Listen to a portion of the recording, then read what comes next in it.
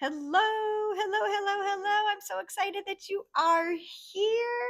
This is awesome.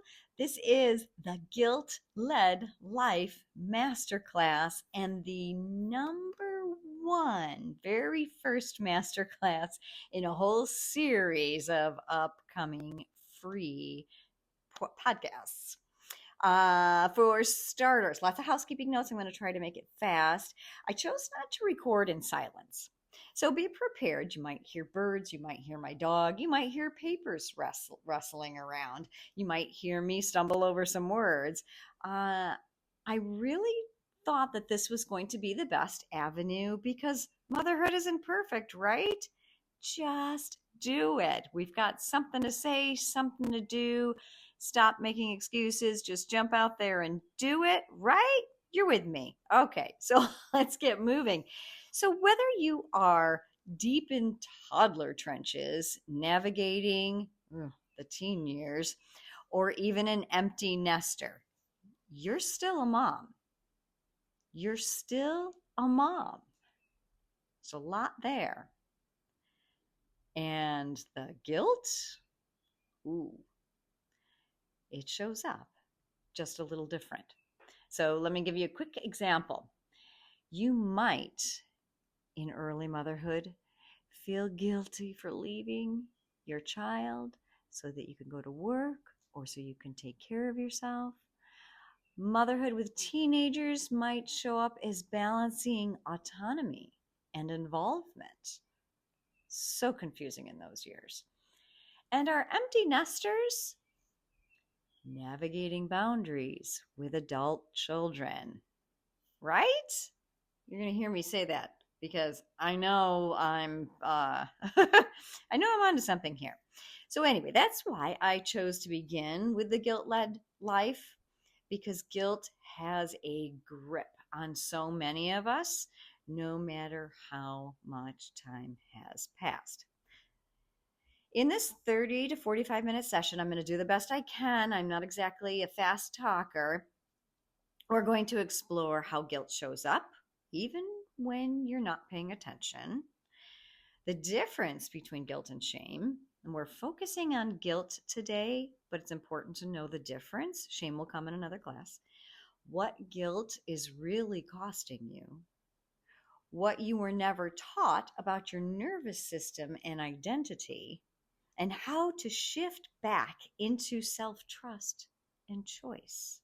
At the end of the presentation, I will invite you to share your thoughts. Your feedback matters so deeply to me. I this is such a journey. I am so proud of this journey, and everything that you can share will help shape and guide the future of these master classes as we really grow together. So, on that note, let's begin. The guilt reflex. Let's understand guilt versus shame. Before we go any further, it's important to have this language clarified so we understand where we're all coming from. They often weave together, they get meshed, they get kind of sticky together, but they're different. In simplest form, guilt says, I did something wrong. It's focused on behavior, actions, and on a positive spin, guilt can even be helpful as it can motivate us to repair, take radical responsibility, and realign. Got that? Remember, you can stop and replay this at any time if you're trying to jot down notes. Shame says there's something wrong with me. It's not about the behavior. It's not about what you did. Shame is about your beliefs. It's about who you believe you are. And it attacks your identity. It makes you feel small, unworthy, and disconnected. And remember, in this class, we're going to focus on guilt. That's the behavior component. Because for moms, Guilt often becomes the default setting, hence the phrase mom guilt. You'll see that everywhere. You feel it when you say no. You feel it when you take time for yourself. You feel it when you're stretched thin and you still think you should be doing more. Let's take a breath. I'm sure I've got nodding heads out there. Yep, yep. I want you to think for just a moment. Where do you feel guilt showing up in your own life most often?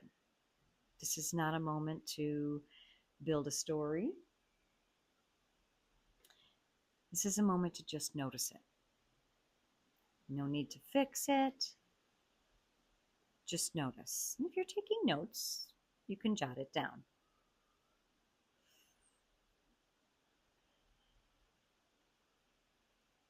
Take another breath.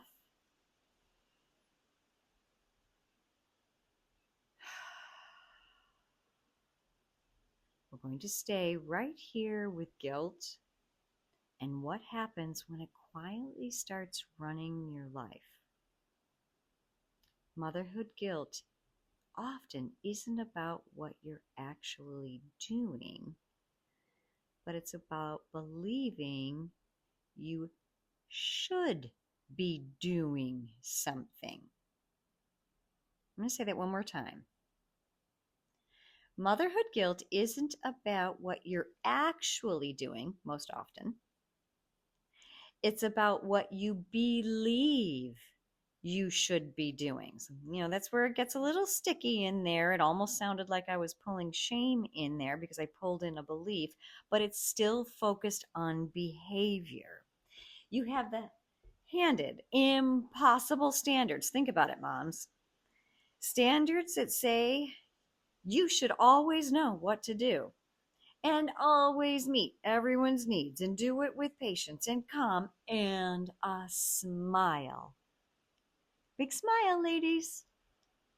You've been wired to feel responsible for everything. Your kids' emotions, their success, their happiness, their safety.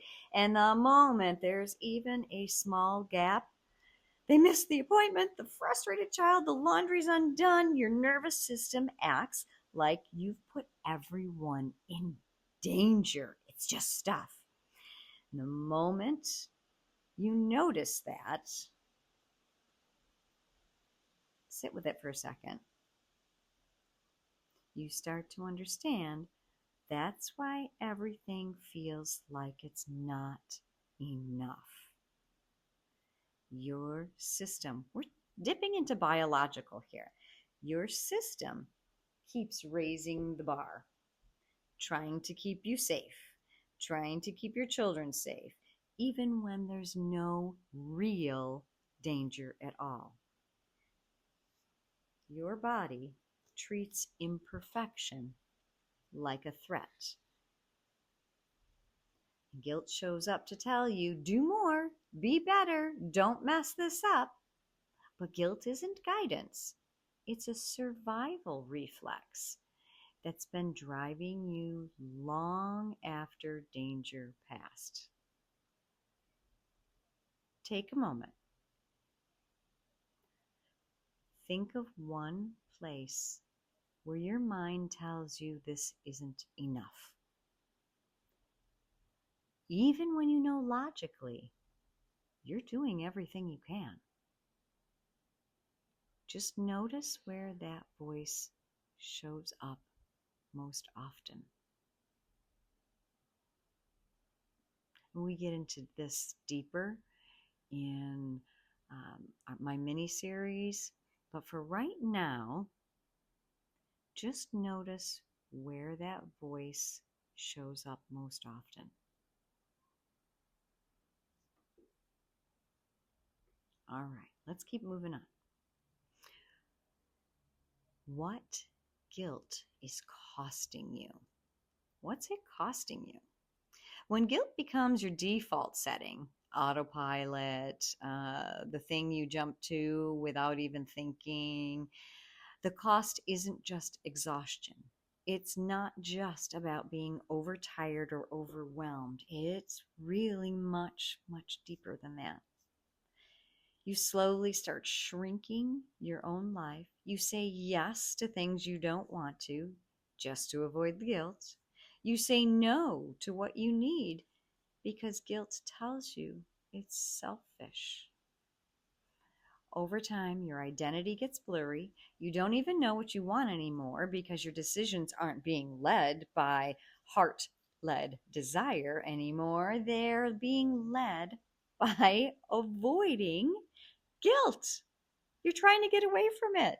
You're trying to get away from it when it's trying to be a message for you. You lose touch with your voice. You second guess simple choices.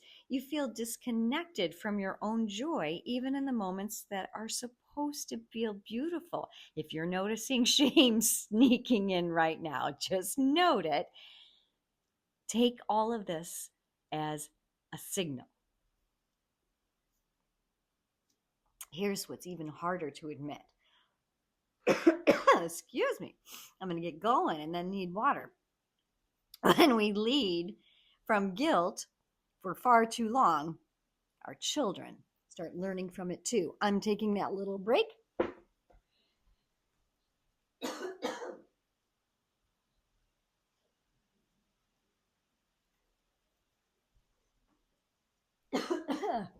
Excuse me. See? We have to stop and take those little pauses so that we can continue. Your children will watch you put yourself last, even when you don't know they're watching. They will see you shrink your needs. They will absorb the pattern that being a mom means disappearing. And that's not the legacy I'm assuming that you want to hand to them. And you might even be sitting here now saying, I didn't do it on purpose. This is so hard. It is hard. It's very hard. Oh my goodness, here we go again.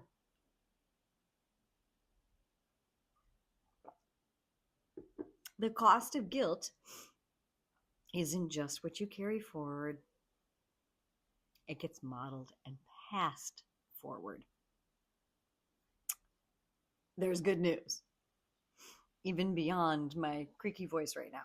The good news is you can change it. You learned how to adopt certain behaviors. You can unlearn them. You really can. So let's take another pause. Where have you found yourself shrinking? Feeling small, feeling invisible, not wanting to be seen or heard, not because you wanted to, because guilt told you to. That is noticing where your power begins. I mentioned the word signal earlier. Every time you come up with a resistance, if we can start reframing what this is, that it's a signal versus something that is quote unquote bad or wrong, our power, our inner power, that space deep inside us that really knows how to navigate what's in front of you, we give that part of us permission to begin leading.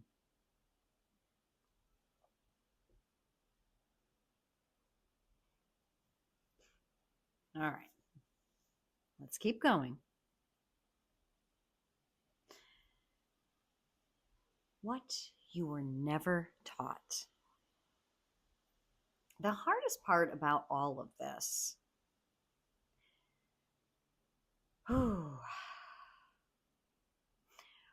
most of us were never taught why this happens. We believe we grow up, and that guilt is a sign of love. That if we care enough, we will always feel a little guilty. That putting others first means we're being good mothers, good partners, good women. Putting somebody else first means you're kind. It gets sticky and messy without a clear boundary. Nobody ever taught us what's beneath the guilt, beneath the surface of what is present in your life. Guilt isn't only an emotion, it's a nervous system response. And you've heard me say this before, a little bit earlier, nervous system response. So if you haven't heard about a nervous system response, let's keep going. Your body has a built-in threat detector. Okay, this is something that is biological. It's something that you're born with.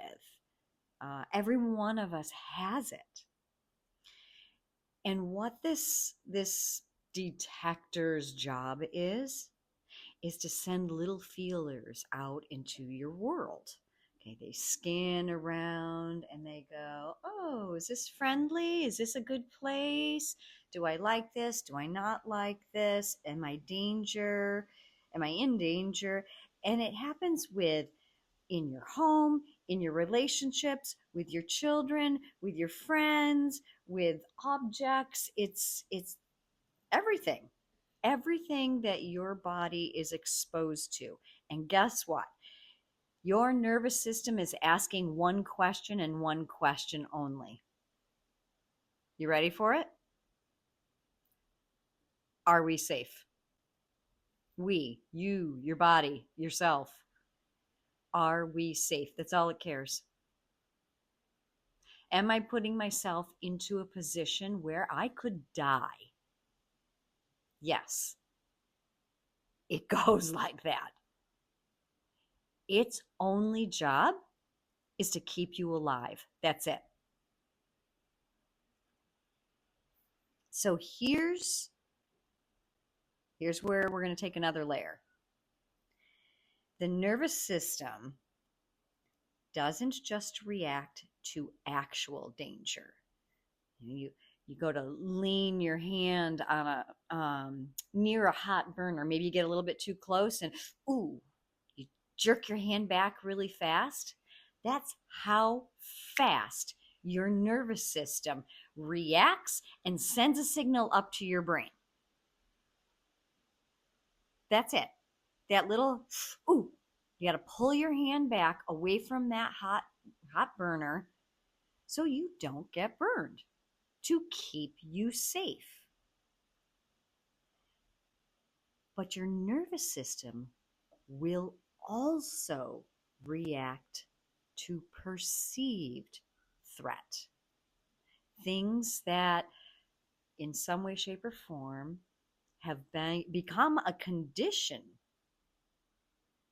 And your nervous system sends those signals out. This could be a disappointed glance. You look at your child, you look at your spouse, you look at whoever, your best friend, a coworker, and they just have this look of, oh, I'm so disappointed. What's coming to your mind? Mom, Dad, I'm so disappointed. And what happens inside you? Oh, you shut down. You shut down. A crying child, a moment where you think I should have known better, the silent fear that you've messed everything up.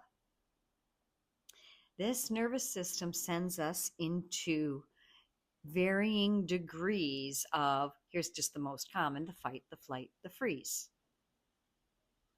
Okay, we'll get deeper into this. And not because you're weak, not because you're failing, not because of anything else you can think of. but simply because your body is doing what it's designed to do, and that is to protect you and the people you love. So, what do you think? Maybe it's time to build a better relationship? Let's see. I want to share something personal with you really quick. Really quick. This work isn't about perfection. I already shared with you our housekeeping details, and I decided to, well, you might hear wind. I'm sitting near a window. You might hear papers rustling. Um, life is messy. Life is messy. So I have specifically chosen to be in a space of somewhat messiness, hopefully, in order to, what's the word I'm looking for? Um, Enlighten you, maybe? I'm just going to leave it at that. Coming back to what I was going to share that's personal. As I was writing this, and that word weak came into, see, it's impacting me. That word weak came into the script. That was a word that was used against me at one point. It was a word that was spoken in a direct and a tone. Oh, yeah, it needs a little work still, even after years of healing. It carries some weight. I was called weak. Don't need to get into the details. I was called weak. And the results of that exchange sent my nervous system into high alert. And at high alert, it created an imprint, a memory that is still with me. Whew. So yes, even today, when that word surfaces, there's a flicker of panic inside me. And here's the thing, I know logically in my brain, I'm not weak. I know what my accomplishments are. I know how far I have grown all of these years. I know I am not the person that I was all those years ago. But my body remembers what it felt like to be silenced. I can see it. I can feel it. And I can remind my body, and this is the practice, this moment is not that moment. And it's that simple. It's a repeated practice of reminding yourself this moment is not that moment. And that is as simple as nervous system healing is really about. And we're not erasing the past. We're learning. We're learning to notice what was. So we take that signal and we turn it into power. We lead from what's becoming. Just take a second to sit with that.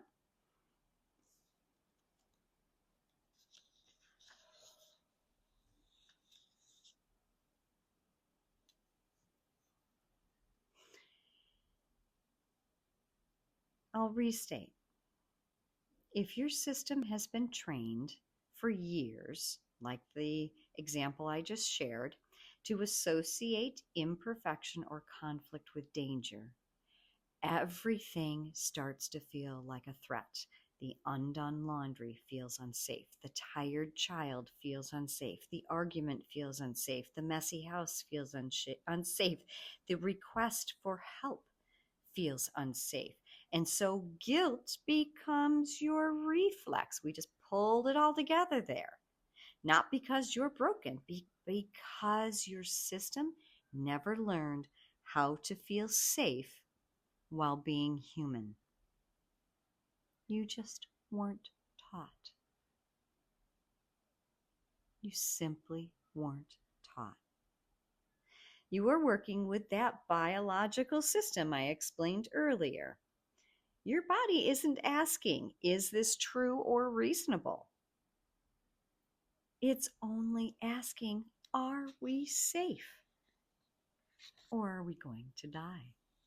It really believes that. It's primal. It's very primal. We go back to saber-toothed tiger. Let's move on. So now we've had all that heaviness dumped on us. Where do we go from here? First, stop trying to fix yourself. You're not broken. Understand you've been leading from guilt for a long time, with or without knowing it. Remember, mom guilt is a coined hashtag. Mom guilt. This is where you begin the practice of giving yourself permission to step back and get curious. What if I do this differently? You want to write that down? What if I do this differently? How might it feel to learn how to respond from trust instead of guilt? What happens when I don't rush to apologize, over-explain, or overcompensate? This is not about perfection. It's simply about noticing what guilt has been controlling and experimenting one choice at a time with something new. This was never about you being broken. It was about you living for years under patterns your system learned in order to survive. This first shift is awareness.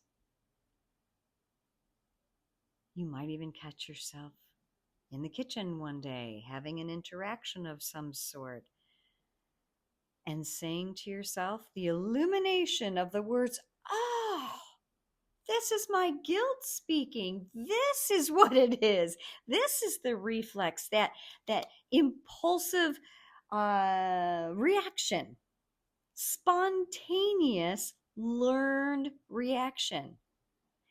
And this is not my truth." You get to start changing the story. Isn't this exciting? You get to do this.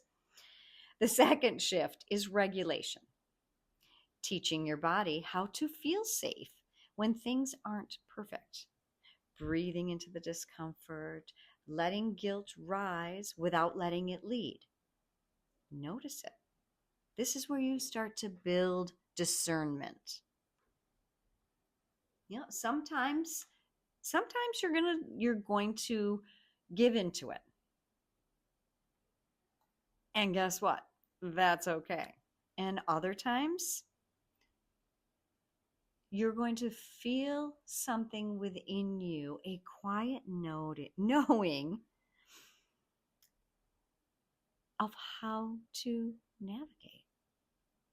Guilt screams, by the way. Guilt screams. Intuition whispers. It whispers. It's quiet. So guess which one you probably hear more of. So let's start building our intuition voice as something to listen to, something to give consideration to.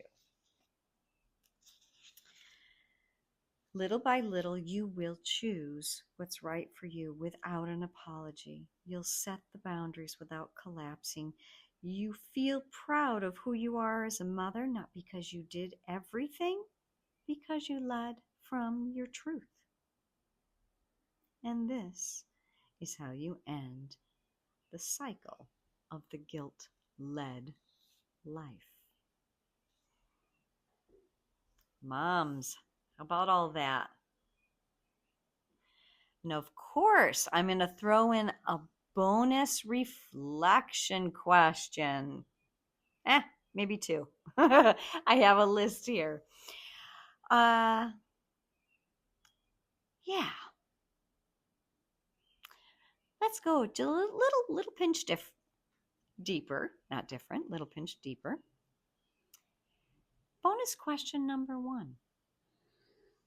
Where am I softening my voice, my truth, or my boundaries? Not because it's a kind thing to do, but because I'm afraid. I'm afraid of being misunderstood. I'm afraid of a confrontation. I'm afraid of being seen as selfish. That's a big one. That's a big one. Here's bonus question number two. What part of my motherhood is still being led by fear of what others might think? I'm going to recap. Really commonly, early motherhood guilt might look like leaving your child for work or self-care. Motherhood with teenagers, and I know there's other areas in between, balancing autonomy and involvement. And empty nesters, navigating boundaries with adult children. So again, your guilt-led life might show up different, but the emotion is there.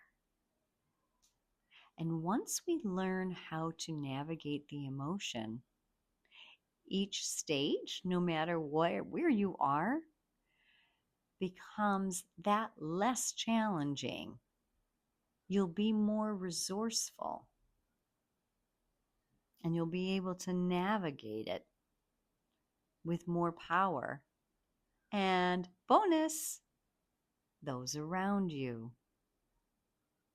will be impacted positively.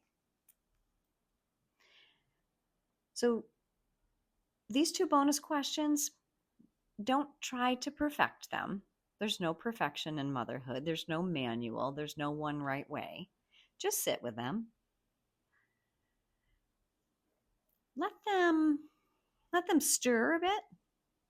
Bring some stuff up inside of you to the point you feel comfortable. This is the other part of discernment. Your healing is navigated to your personal edge. If you always are in the safe zone, the comfort zone, most likely things aren't going to change. But there is kind of a fuzzy gray line, and this is very, very personal and specific to each individual and situation. If you push yourself too far ahead, that's where you might lose your footing. So play around, and little by little, you will start understanding this is where your self-trust is. This is where it lives. This is where the beginning of that relationship to yourself begins. Noticing what's really leading your questions, your choices, your situations, and then let them rest. Notice and rest.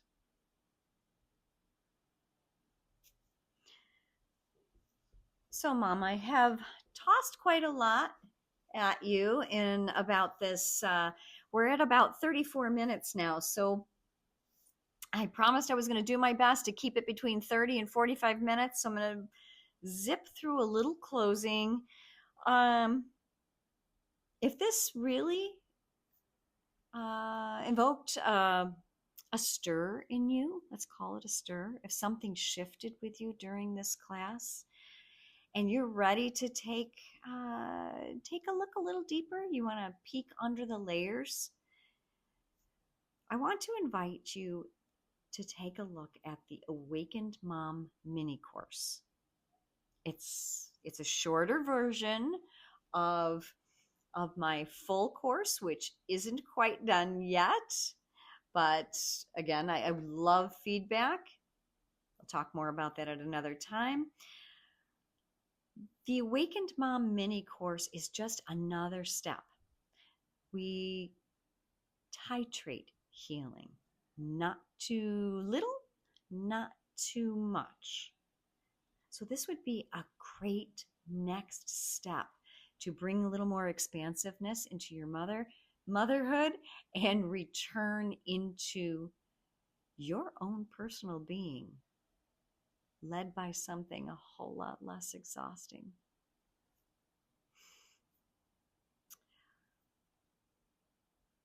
Continue to practice nervous system regulation, identity rebuilding, grounding your self-trust. This Awakened Mom mini course will dive deeper into these.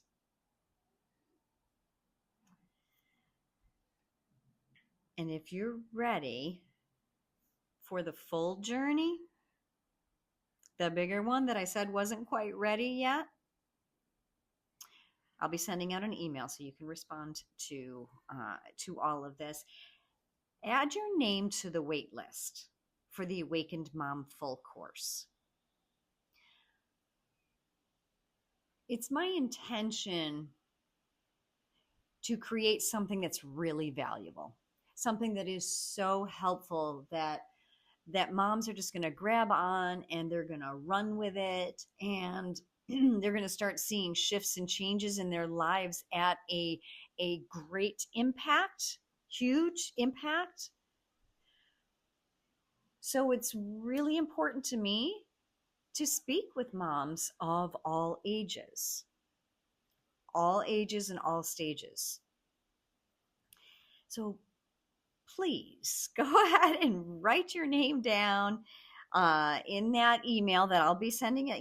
Just hit the reply, check the box, and let's really create something fantastic together. I've come so far from where I was in my personal life. I can't help but give back, but I want to make sure that what I have is valuable to you. This is your invitation to stop surviving, to let go of the things I've already let go of, and start leading your life from that quiet space within. And you've never been broken. This is awakening. Thank you, everyone, for participating today, for listening all the way to the very end. We did it. We're at about 38 minutes right now. Also, in that follow-up email that I will be sending you, I will put the bonus questions in there. And I'll also invite you to be on the lookout for next month's, in July, we will address the lost self. Ooh, that one ought to be fun. Who am I? The lost self, with so many shifts and changes. Maybe you got married, maybe you got divorced, maybe you had your first baby, maybe you had your third baby, maybe you had twins and they're teenagers now and you're ready to rip your hair out, whatever it is. Moms, you are still a woman. You are still you. Let's stay together. Help me help you. Do your work, and I will continue to do mine.